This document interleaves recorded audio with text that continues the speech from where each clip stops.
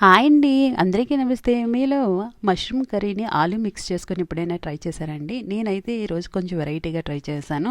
అలాగే చియా సీడ్స్ని స్ప్రౌట్స్ లాగా చేశాను. ఇప్పటికీ 1 వీక్ అయింది. బాగా మొలకలు వచ్చాకైతే మీకు తప్పకుండా చూపిస్తాను. అలాగే దాని తర్వాత మష్రూమ్ని అయితే బాగా వాష్ చేసి పెట్టుకున్నాను. తర్వాత ఆలును కూడా ఫ్రై చేయడం కానీ ముందుగా ఇలాగ ముక్కలుగా కట్ చేసి బాయిల్ చేసుకున్నాను. దాని తర్వాత ఒక బాండ్లీ తీసుకొని కొంచెం ఆయిల్, ఉల్లిపాయలు, చెక్క, లవంగాలు వేసుకొని బాగా ఫ్రై చేసుకున్నాను. దాని తర్వాత కొంచెం సాల్ట్ వేసుకొని బాగా ఫ్రై చేశాను. దాని తర్వాత గార్లిక్ అలాగే ఉల్లిపాయ వేసి పేస్ట్ లాగా చేసుకున్నాను. బాయిల్ అయిన ఆలుని అలా ఫ్రై అయిన దాంట్లో మిక్స్ చేసుకొని బాగా కలుపుకున్నాను. అలాగే గార్లిక్ పేస్ట్ కూడా వేసుకున్నాను.